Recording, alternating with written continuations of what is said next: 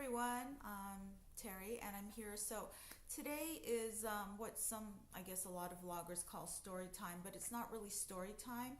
It's an explanation of one of the typical days in county jail in Los Angeles County Jail. I don't know how the other jails in other counties or states operate, but I do know, unfortunately, a lot about how the LA County Jail operates. And this one today is about court days in jail, when you have to fight your court case from jail because they're not letting you post bail, so you're stuck in there. And in 2017, they finally put me in jail and kept me in there because I had two cases, and they quite quickly found me guilty on one, and they revoked my bail from the other case that I was on, even though I was actually also on an ankle monitor.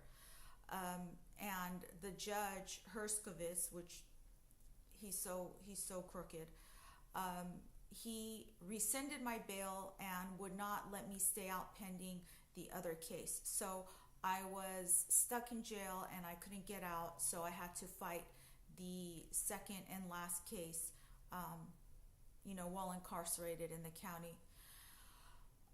And so there's actually two facets to this story time, which is court dates in the county jail. There's one where, from the point of view of a general population inmate and how that process is conducted for the day when you're taken to court. But there's also a second facet, which is in my case, because they actually had me as a form of retribution, not for anything that I'd done, because all the times that I've been there, and I've been in there several times, I've never had any instances of violence except once. And so they put me in solitary, and they keep me in there all the time because I had a lawsuit against them forever ago. And so every time that I've been in there, even unrelated to the case that I had a lawsuit for, they automatically throw me in solitary confinement, which is also called K-10s, and you're in there with different inmates for different cases and different reasons. Mine was strictly administrative, and because they just want to keep me like that. They're stupid. What they say about the people who work for the Los Angeles Sheriff's Department is actually true, and I know it firsthand. These are peasant class, working class.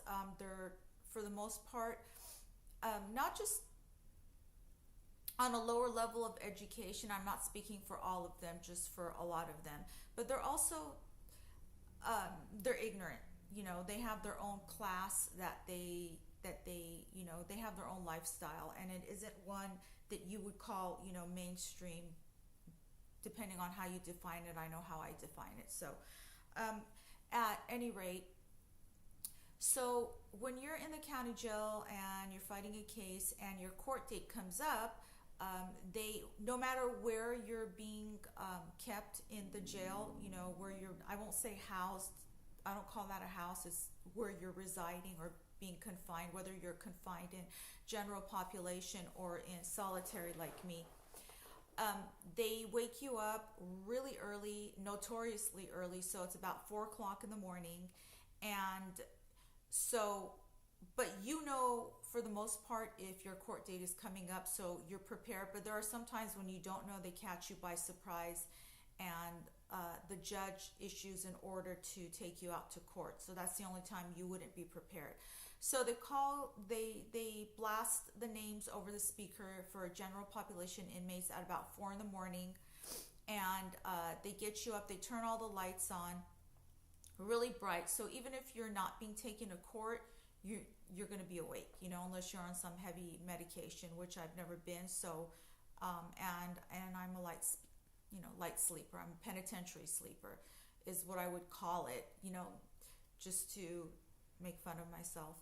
Anyways, So you get up, you get ready, which doesn't involve a lot because I mean, what are you gonna wear except the jail uniform they give you? So, um, and then you have breakfast. So breakfast consists of them giving you a plastic bag with two pre-packaged cellophane slices of wheat bread and a small carton of milk, um, a packet of jelly, which is more like syrup, colored syrup, you know, and for the most part, an apple and a pouch or packet of really greasy, sugary peanut butter, which is made with rapeseed oil or cottonseed oil or both.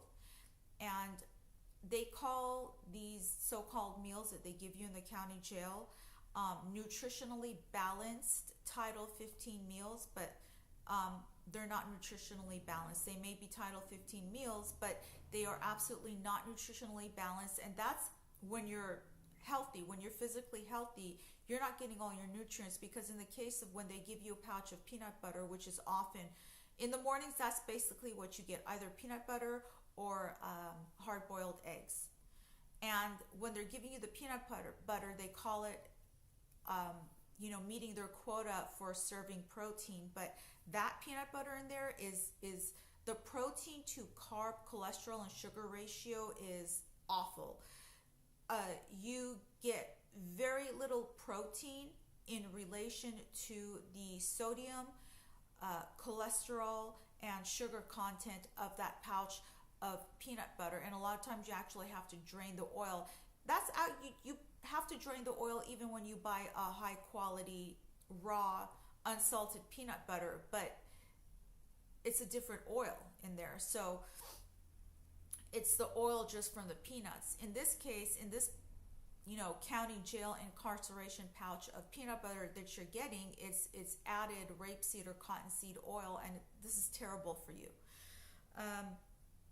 They would beg to differ, but they're liars, and people who know that LA County is mostly corruption, so it's full of lies and allegations and claims, things that aren't true, and nutrition is one.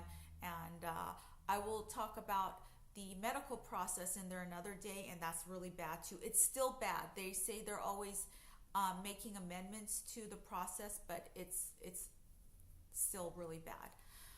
So you eat your breakfast or not, just depends who you are, and if you feel like eating. I've never really felt like eating in there, but some, of course, there have been times when I've been so hungry for real food. I mean, a lot of the times. At any rate, so in the mornings they get you up, and they herd all of the general population inmates, out of the unit or they call it a pod, out of the unit that they're being housed in, and they herd you through the hallway, if need be, on the elevator, and down to, I believe it's the first floor, and into various holding cells where you're with a bunch of other inmates until the buses pull in, and the bus drivers, which are more sheriff's deputies, come with the chains and the shackles, and you'll hear it, it's unmistakable, and they start calling names at about 6 o'clock, so they start chaining and shackling you up to another inmate, starting actually maybe about 5:30 or so by the time they get you to court, depending on if they have a stopover at the men's county jail, which is something out of hell, and then after the stopover, they call your name again and chain and shackle you to another inmate and put you on another bus.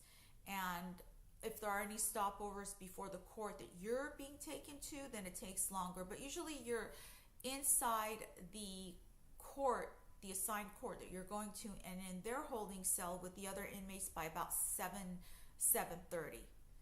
And of course, court doesn't start till about 9, and depending on your case and the inmate, what inmate you are and where your case is at, and how your public defender or privately retained attorney chooses to have you called, then you might be called at about 9. You may be called much later in the day, so it all depends. So you can be there all day. That's an overview of a general population inmate. With me, it was a lot different because of the lawsuit that I had forever ago, and they choose to be vindictive forever later and keeping me in solitary when it's unnecessary, because I've never had any, by their low standards, any. I've had a lot of disciplinary fractions, but they've been petty for failing to follow a direct order, things like that. I mean, just nothing that would justify being kept permanently in solitary. But because of the filthy conditions, because if you do share a cell in general population with another inmate, you have no room for your little bit of property. If and you should, you're washing out your clothes. There's nowhere really to hang it.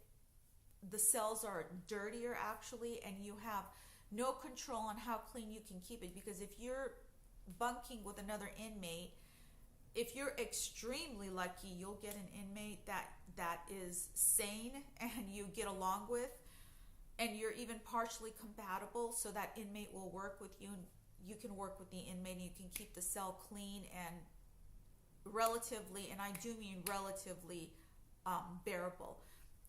Other than that, for the most part, it's not that way in general population. So sometimes it's actually preferable to be in solitary, and I found this out because I didn't have a choice, because I'm single celled, and it's a lot easier as far as a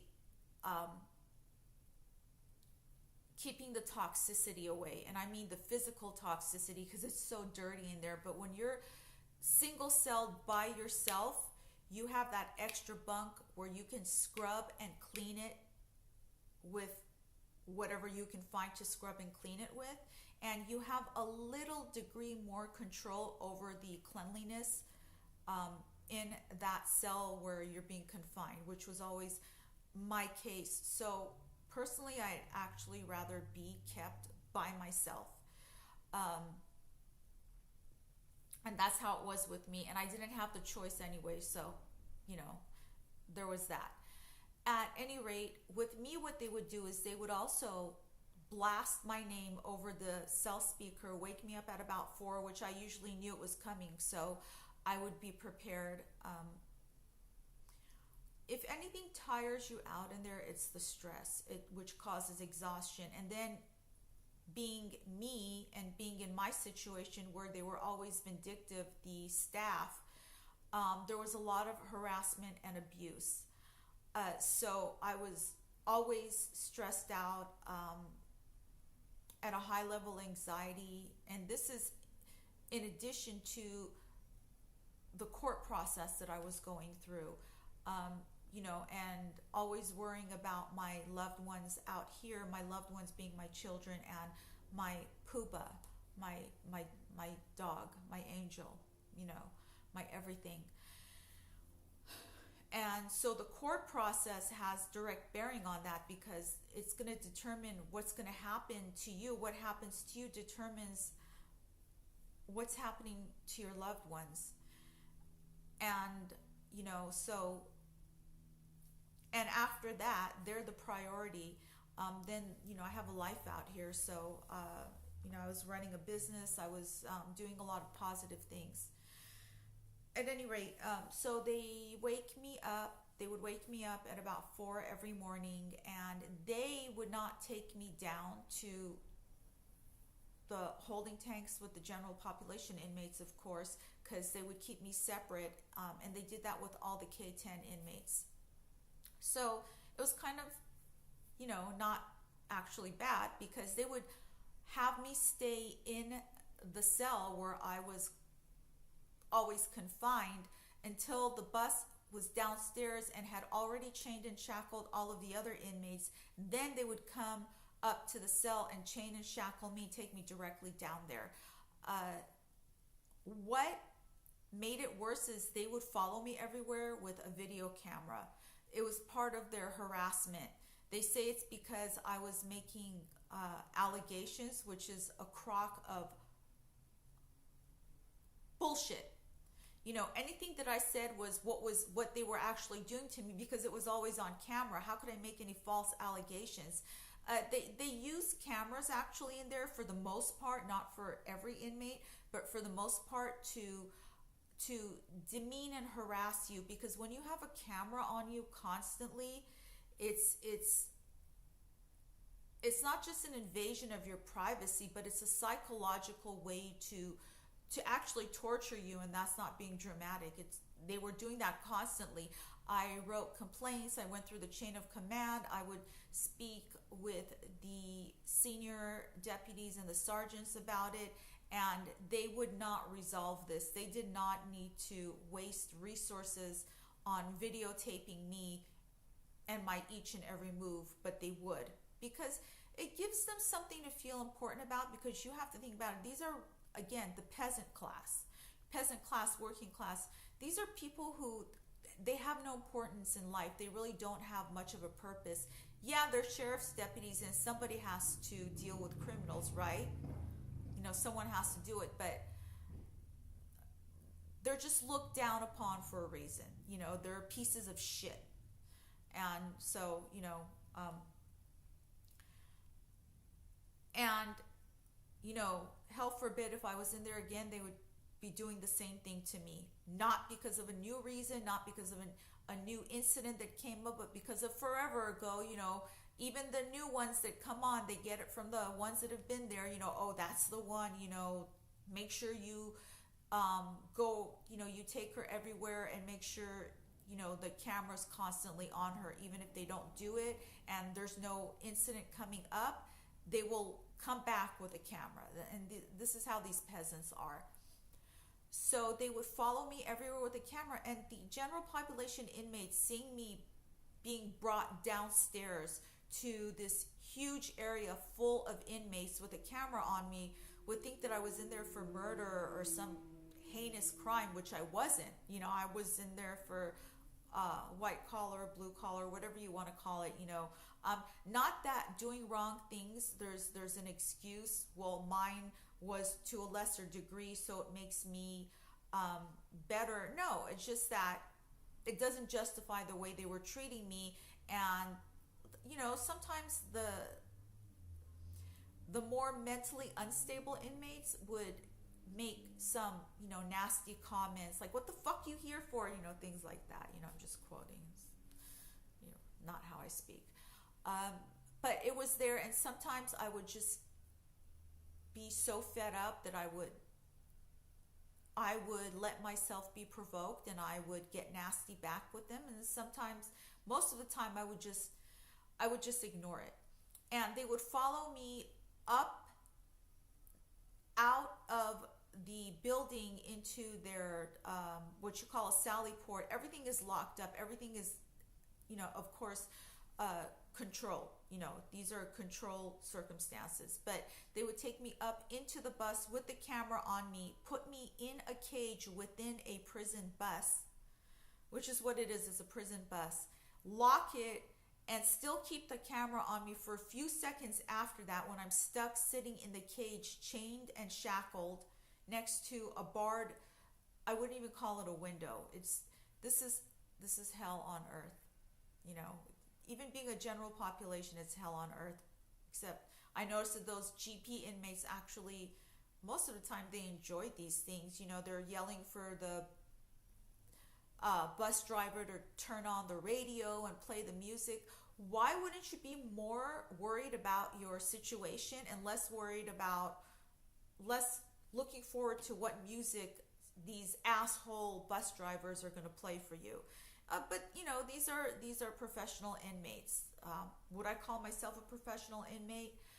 No, even though I've been there a lot, because this was never okay for me. I can never get used to it, you know. So wrong is wrong. Whatever actions I committed, I absolutely understand. But sometimes the punishment doesn't fit the crime, and I explained that briefly in my previous video 2 days ago. So then, for me, the bus that I was always assigned to on court dates had a stopover at the men's county jail. And for the stopover, the usual procedure for them was to take me off of the bus, keep me chained and shackled, because I've been deemed a K-10 inmate.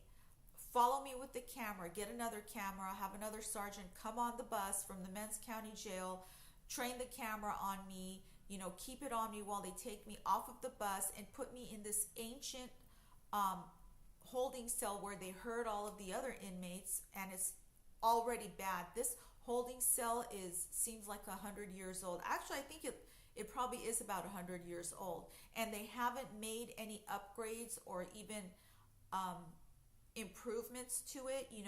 There's still a broken faucet on either side of the holding cell. They haven't changed anything. I don't know how they're getting away with it, as far as,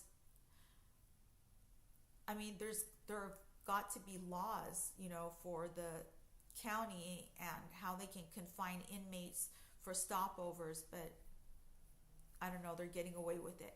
And then within that holding cell, which is a huge center in the middle of the men's county jail bus yard, there's actually, I won't even call it a bathroom, it's a toilet. They have a toilet to the side. There's just a door that they open, and there's a toilet in there, and then they have next to it a door of bars that they open, and it's just this dungeon. They're both dungeons, but one dungeon has a solid door and a toilet, and one dungeon next to it has a barred door, which it's not solid, so you can see comings and goings, and it's a dungeon, And they would always put me in the toilet. So what started happening is I started arguing with them and telling them that I wasn't getting off the bus. They could just keep me on the bus and deal with the inconvenience until the next bus came and was ready, to go from there, and they can just put me directly on that bus.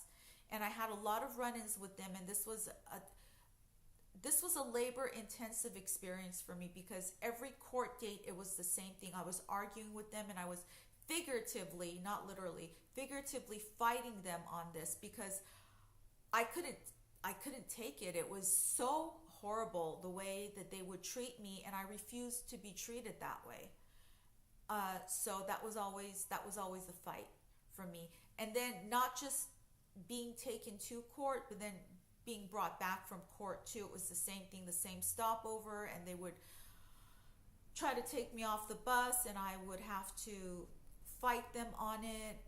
So it was an ordeal each and every time. It involved a lot more than somebody would even think, and people not familiar with this could never even imagine the things that I had to go through. So now the court process itself, once you even get there, which it's difficult getting there. You think, oh, you're on a bus and they're driving you. No, you're in chains and shackles. In my case, I was in chains and shackles and in a cage within a bus. So, and then sometimes the bus drivers would take other inmates to other courts out of the way before they took me to court. And at that time in 2017, they were taking me to San Fernando court on 3rd.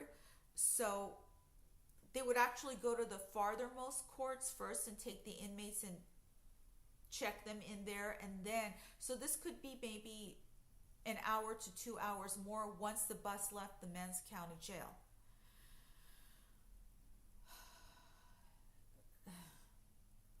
Impossible situation, but I'm a soldier. I dealt with it because I had to, but it was terrifying and it was hard, but it was something that I just had to deal with.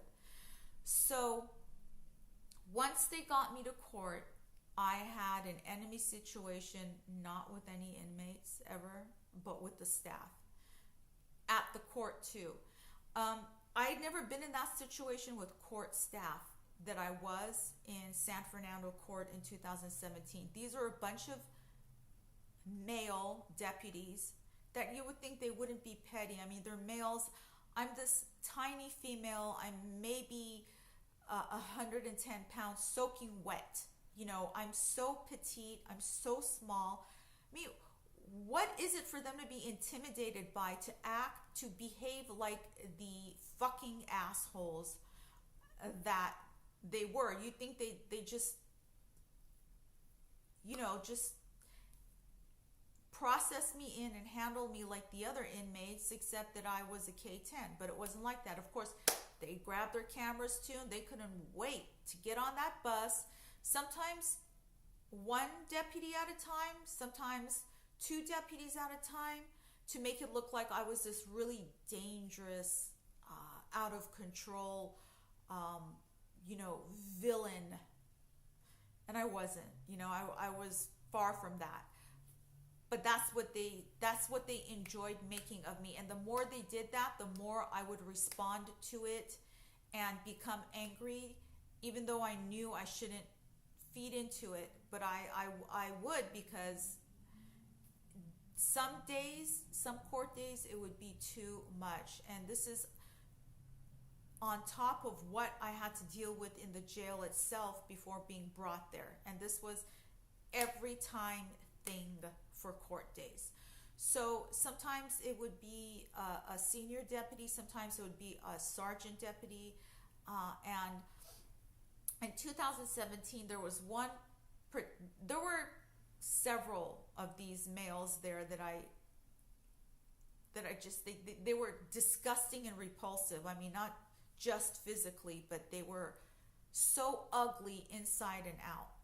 And they got off in a way that, like, the more they abused me, the more they mistreated me, the more they felt in control. Which is why do you need to do that to feel in control with a tiny female, with a tiny woman? But they did. Well, look at them, they're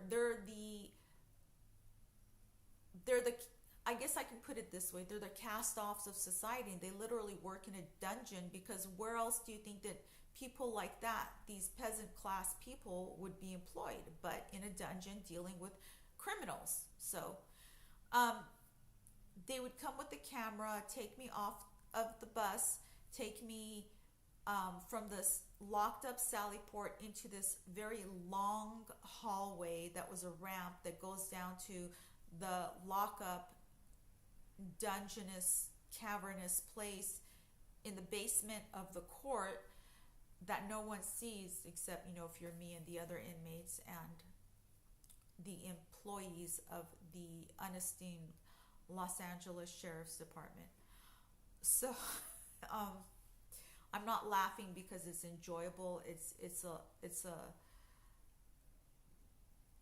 this derisive laugh, every time I think about it, and I think about it so much. So they would take me off, and they would not remove my chains and shackles. In fact, they would remove chains and shackles off of the general population inmates as soon as the inmates were escorted off of the bus. And they would even remove the chains and shackles off of the violent crime male inmates who were also K-10s. There were K-1s, K-2s, I believe K-9s. Yeah, K-9 is not just a label, for a police dog. And then there were the K-10s, like myself. And some of these were some pretty big men, and they had committed some really bad crimes, violent, dangerous crimes.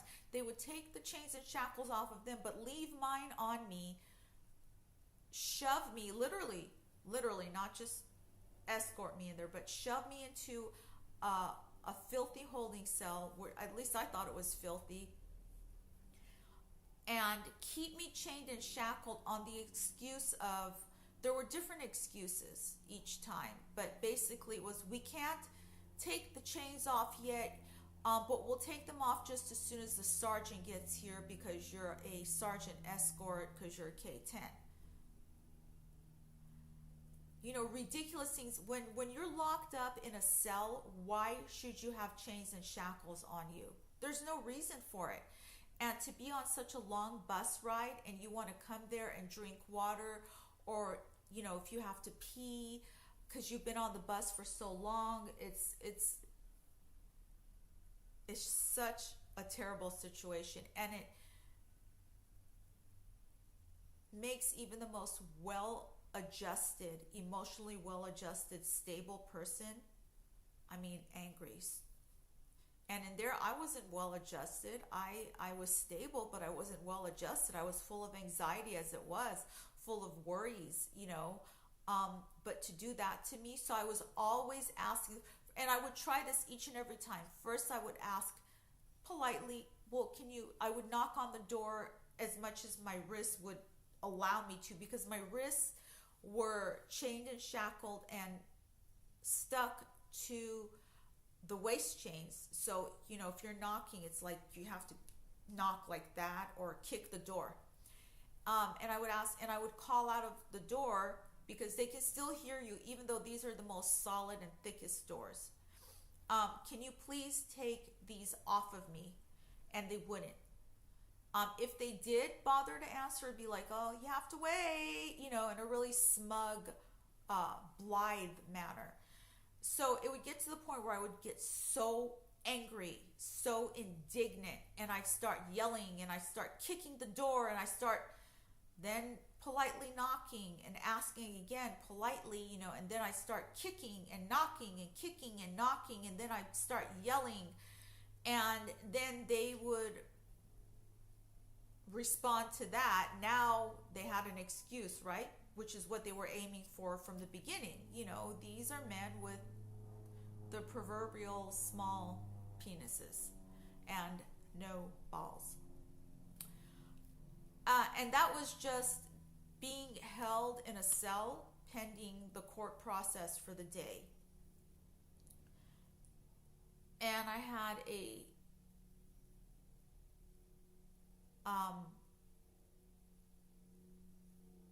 not a good public defender. I did have a private attorney initially during this case, but he was one of those who would sell you out to the court, you know, which is why he became the sweetheart of the court, because he did that to a lot of his clients, and his Yelp reviews and internet reputation reflects that. So I ended up with a public defender, and he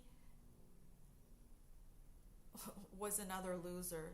I mean, he was not defending me, which has been the case probably most of the times that I've had, you know, in my arrest history.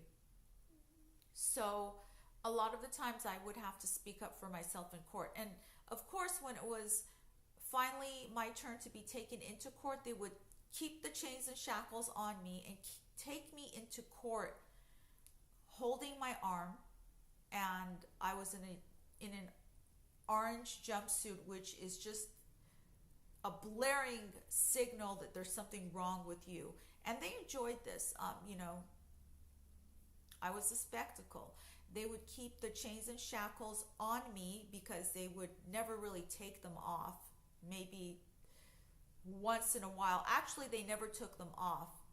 You know, if anything, they would maybe take one hand out of a cuff, but it was still, you were still chained and shackled, you know. So, and into court, everything, they would, even if that one wrist was out briefly, they would cuff and chain that wrist back up and take me, not allow me to walk, but walk me into the court. And in the audience, there were people there for their own loved ones, or, you know, for whatever reason that they were there, and they would see me walk in, and I could just imagine what they were thinking, which doesn't really matter to me. It's just how I felt, you know, undergoing what I was undergoing, you know. So, and the judge at the time, a Judge Feldstrin, he had not even like empathy, you know, sympathy, or just decency. I guess you can't expect a judge to have empathy or sympathy. If they do, then they're out of the norm and in a good way. But you should expect a judge to be impartial, right? And have that decency.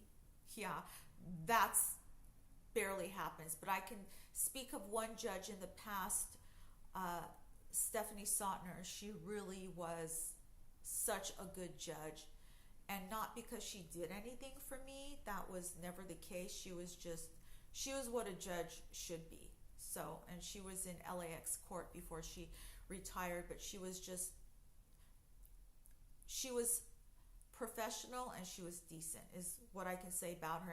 And I can say that she was really, she was a good judge. Well, she was a judge, period. And so that was the process, and whatever they decided that day in court to continue the case, whatever. And then they would take me immediately back down into the dungeon, keep me there, and they would try to get rid of me by putting me back on the earliest bus back to the county jail. But then it was never straight back to the women's county jail, CRDF, Century Regional Detention Facility, which is just the hellish jail you can be in. And then there was the stopover at the men's county jail, nightmarish, hellish. And then after a couple hours maybe, then there would be getting bussed in a cage within a prison bus back to the county jail, where those deputies were just waiting to receive me. And I say that sarcastically because they loved manhandling me, you know, off of the bus, and the whole process.